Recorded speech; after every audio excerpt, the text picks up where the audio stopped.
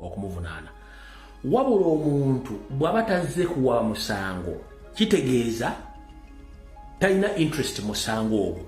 Kati gwe poliisi ne kitumwa ojjawa interest musango gwe gwe batazizzaako musango kikulwa ate ojjawa interest egamba nti kayeyogerere.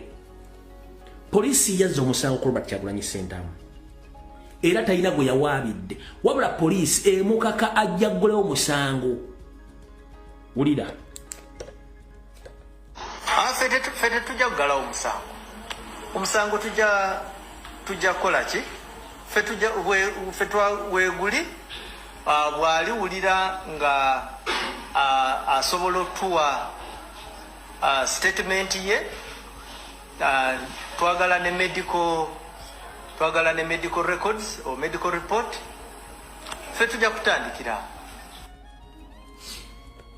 So, Mr. Chitumwa, you are not supposed to be in that office because you are in the wrong place, dealing with the wrong things which you can't understand. It's the police which committed the crime against Robert Kyagulanyi Ssentamu. Police. But this wasn't the police. It was SFC which was dressed in the police uniforms. You understand? So you committed a crime against Robert Kyagulanyi Ssentamu. So Robert Kyagulanyi Ssentamu is not interested in opening a case against the police. Which police is forcing him to come out to open a case against the police? And you are forcing him to bring his medical records or medical reports against you. Are you a fool? Because you sound like a pit latrine, Mr. Chitumwa. You sound like an open pit latrine. Because it's you who committed the crime against Robert Kyagulanyi Ssentamu. Now you ask him for the medical report. For him, he doesn't have any interest in that case. Why do you force yourself on someone who's not interested in you? Etteka sibiri bwerigamba. Mmwe mwakuba Robert Kyagulanyi Ssentamu ng'amagye ga SFC gambadde uniformu yammwe nga mwagala omutta. Gwe kennyini ate ogamba nti omusango mugulese guli open ajja akugule ku poliisi yennyini amukuba gye bagulako omusango ye full. Enkima ewoza ogw'ekibira. Chitumwa, are you a fool? You sound like an open pit latrine, which is full.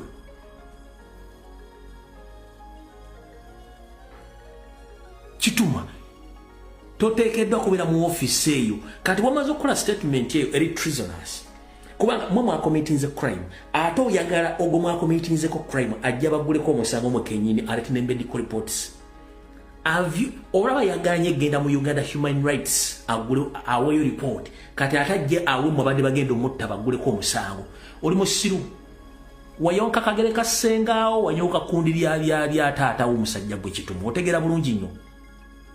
Ngengeri gyotunula mu mutamivu yenna oba bakuzaala mu bbalo bakuzaala lunaku ki Chitumwa oswaze eggwanga awo tufuddewo. Statement wagikoze n'omala n'okola n'eno. Okulimba kwe nakola nagamba okutandika ku lunaku lwennyini nagamba nti abaana abali ku ground bagamba nti bo kye baalaba nti yali mu luzungu kye tuyita stumbling. So mukulu Chitumwa kasita ogamba nti walimba oba olina okuwandika resignation letter nova mu office eyo tetwagala kumanya police department gyo n'ogendamu statement gye wakola nti walimba oba oyeeteeka mu resignation letter with immediate effect you lie to the public. So you are contradicting yourself and you wish Robert Kyagulanyi Ssentamu to come and open a case against you and you confess that you lied in the first place.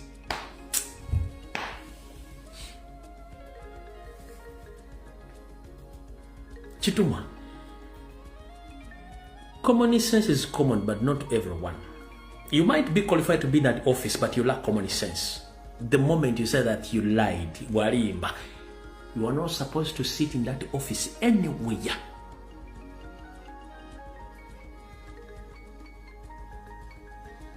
Because you came out, we have the videos stating that Robert Kyagulanyi Ssentamu stumbled when he was trying to enter his vehicle. Now, in the second video, you yourself, you are saying that you lied to the public. What are you doing in that office? You think that is Anzenwa, where you go and drink and you get drunk and you start talking each and everything you feel like to talk.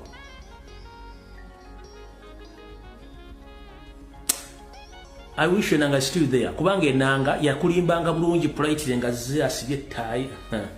Nze Onanga mumanyi police ekola emirimu gyayo naye kati nga bwolabye byabadde waawo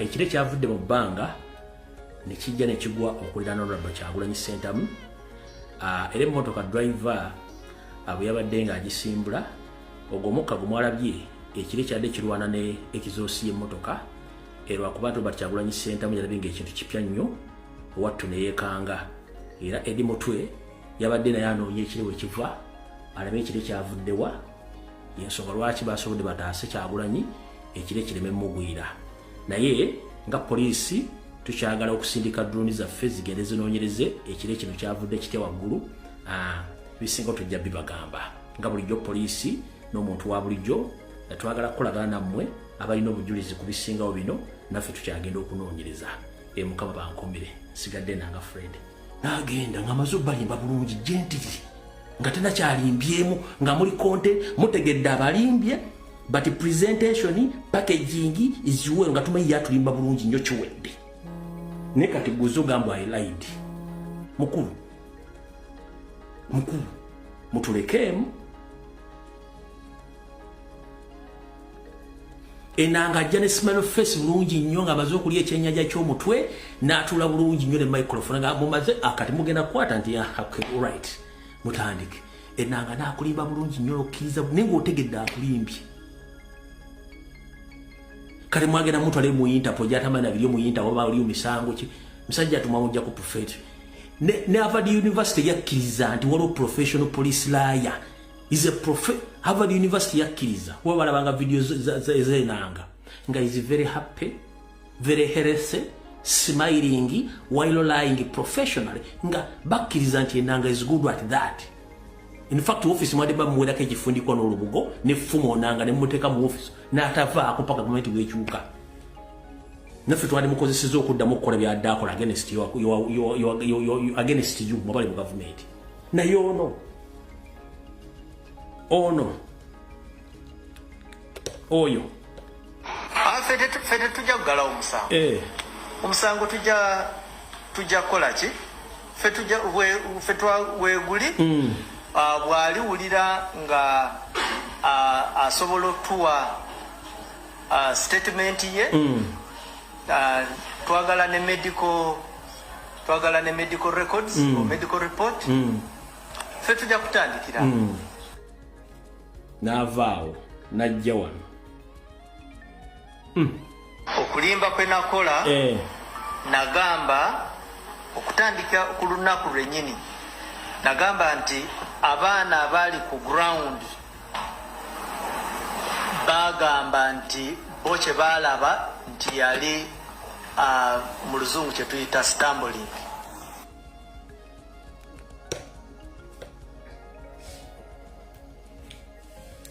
Although cow mentality is common in Banyarwanda, but the cow mentality is not common to Kitumba, Rusoke. Yes, cow mentality is common in Banyarwanda, but it's not common in Kitumba, Rusoke. No, he lacks cow mentality. Kitumba, you are lacking cow mentality. In fact, you have goat mentality.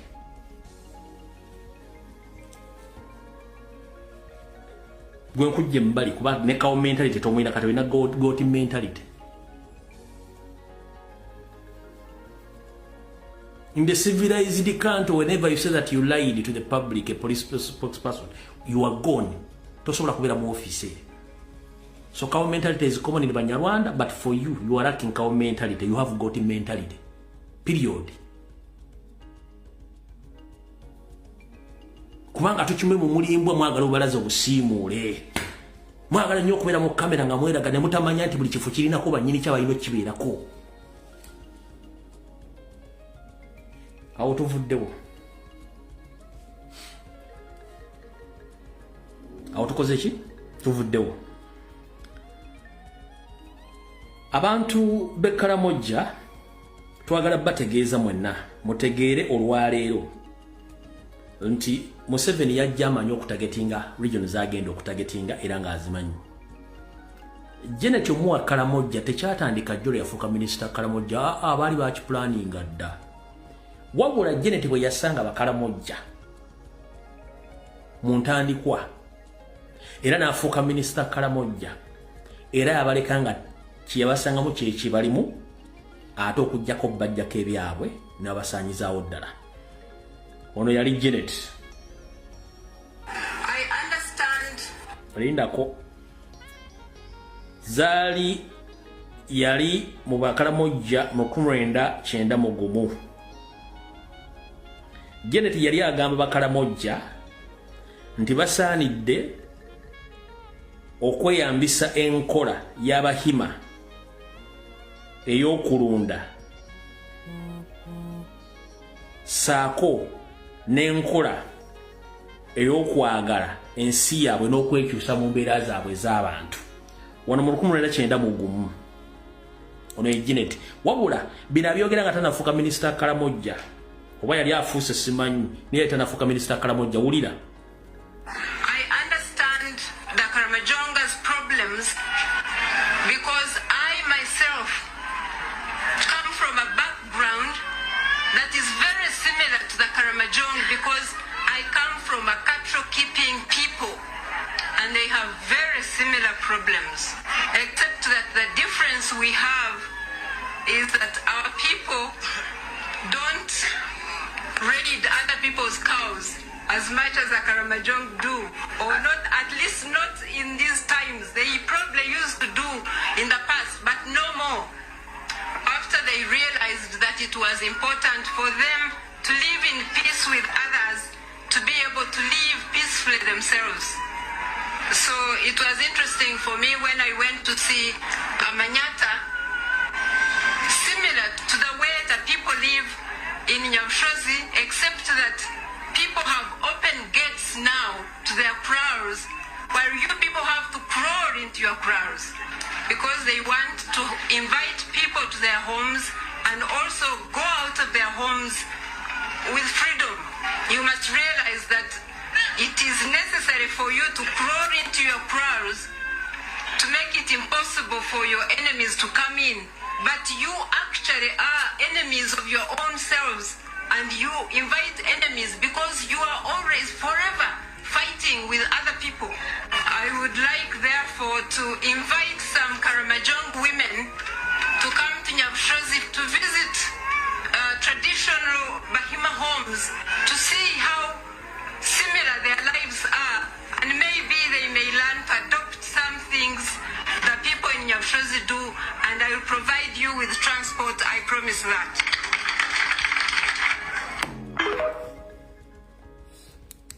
Ya promising Abakaramojja batwala Nyabushozi nakate batuukanga bikuva mu 1991 wabula batwajja kente n'ebintu byabwe babisaanyaawo kate Abakaramojja tebakyawera wadde akakadde if I'm not mistaken kuva mu 1991 ya promising batwala Nyabushozi basome ebiriyo babajjako mundu nanteeza abo ne basaanya buli kimu beebo bakola survey bote bakola nsobi bakola survey bajja ne bakola survey bulungi nnyo namala okukola survey ne basaanya buli kimu kuza mu kitegedde.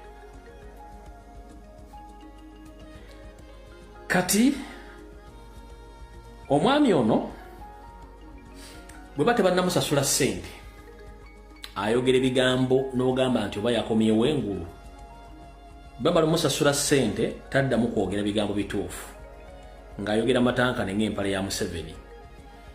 Kandi nga sinnagenda eyo waliwo omuzannyo ogutandise okukyukamu gwegulwa omukyala gwenvudde okuzannya oyo Janet Kembabazi.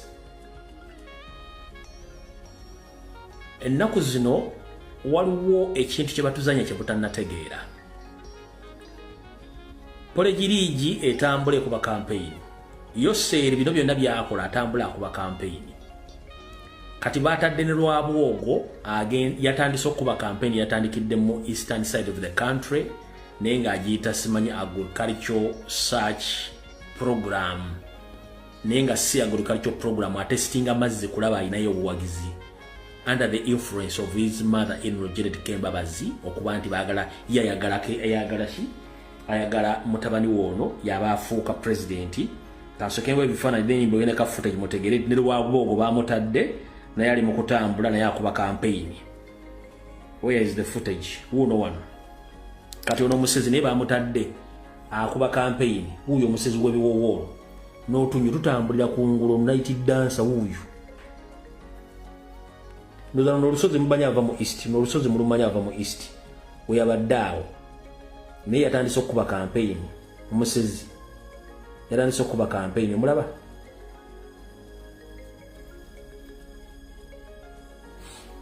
wuyo omusezi yatandise okuba campaign naye atunda ebiwowoolo yatandise okuba campaign. Kati yabadde footage bwe yagenze okwogerako n'abantu ng'abalimbalimbi by'obulimi kumba ali mu kuba campaign. In terms of exports, to conduct global interviews, stripes and kind, in various channels, media visits for coffee, for tourism, the online sentiment. On 19th of April last year, you made some directives centralizing government communications, so like Western standards. They raised this. In a meeting here, since the Kotan Kogendo Kuba campaign. The second one is Doreen Kapsima. I don't know if the cabinet and members of parliament, especially the frontliners in the sensitive sectors of security, of tourism, of economy, that you allow us to conduct international practice training or coaching and hand-holding them, spend 2 weeks and take this training further down to local government so that they are... So, kati batuzanya kanemo kanabiri kafumba mwanyi katako maranga jakana kwala fumbo otya bulijjo kambali bali kumiriweze bwego muzanyi go batuzanya kati ngembirabye ngenda basaba nga nfundikira katambi ka leero 1 buno bakanjala bugenderi ba comrade mwenna abakola live ku social media platforms zonna ngenda basaba nti feke nyiru tanso kola diversions ku social media nga tubuukira buli tawo lonna oluza ku social media, which is wrong. Bajja tufuula bannantalo ne bassentalo. Si buli muntu tulina omuddamu abayogedde. We should value whom we reply on social media. We shouldn't attack anyone. There are some people who are looking for relevance. Abagala obogerako. So ba comrade, tulwanyisa diversion as a state. Ate mu creating entalo on a daily basis. Tubate tugenda kuva ku kitulina bintu bingi nnyo. Alright, but tuteze omutego gw'okuteeka omusango gy'obutujju ku president. Wabula tuli ku bantu bala tubuukidde entalo tukulietinga diversion zennyini zigenda basaba tu entalo tubeko tetufugana fuka bantalo. Tuli mu kusooka ku protecting a president. Ne bannaffe bali mu makomera. Twandibadde tubeesinga ku kintu kya kuba kati. Abasigadde bano tujja basanga olulala. Tuleme creating a diversion nga tubuli muntu ajja ayogera tumutumulumba. No. Tetusanye kulumba buli tulina okumanya bani betuddamu ne betagenda kuddamu. Kyengendo basaba. Tuleme creating a diversion after diversion nga tuteekawo entale zitagwa. No. Entale zimu tuzeesonyiwe. Tuzitulwe butunuulizi. Tubenga presidenti. Buli muntu bw'amogerako tagenda muddamu. Newankubadde ate ffe embwazi n'embwa tulina okulondamu. Magumba kige tulya, nyama kige tulya. Singa bana tusindikira ennyama ng'erimu obutwa tugenda kukola tutya. Tulina okulonda magumba ge tulya n'ennyama gye tutumenti kino n'ebiga ntalo ku ntalo after ntalo ku ntalo no kino kisoka kimi tumanye bali betulwana nabo. Omulabe waffe ye Museveni. Tulina okuma president n'okola strategies ezigenda omujjako Museveni. So si kubeera mu ntalo, si buli muntu nti ogenda muddamu. Si buli muntu nti ogenda muddamu.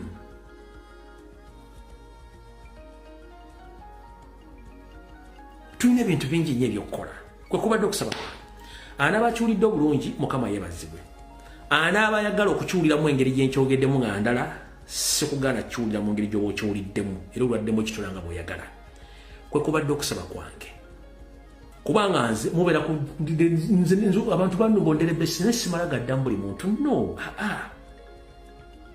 kubanga Museveni akozesa abantu okujja otuteekawo ekintu munemukiggwira ne mujje ne mukola entalo ye ng'ayisaawo ebibye kitezi twamwera be tuli mu ntalo no batutege entalo ezimu ntegeke entalo ezimu ntegeke nekibalemye okutegeera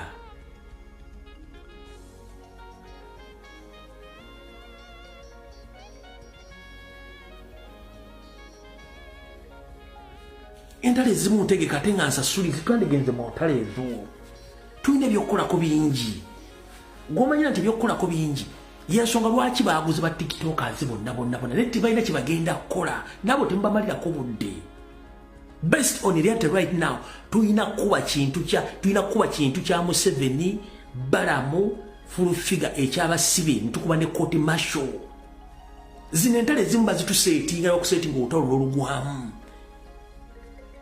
principles tulina 3 alumba president direct tetubuuza alumba struggle direct tetubuuza alumba loop tetubuuza nezino entalo please mukendeze entalo zimuba tutege entalo si buli muntu gyogenda muddamu no omuntu omu ayagala kwogera ku linnya lye okuvuma omuddemu tomuddamu kuba yikyaba ayagala abajje ku mulamwa temuyingira ntalo zitagenda kuzimba kibiina oba kwongera ku kibiina luno olutalo lwe tulimu oluwa Museveni okunyigiriza abasibe bakonfesinga information gyemba wadde gwayagala akalulu akajja 221 ng'olwanda kyagula kintu kyekyo tuwandibadde okuba singa muteekako terrorism charges mumanye enkola yaffe tukuba ekintu kino okuva ku Mande mpaka ku Mande baba bakigyewo ddanga n'obujulizi babugyewo naye batudaivatinga mu ntalo eno nga bayisaawo kino ku speed tuconcentratinge ku nsonga enkulu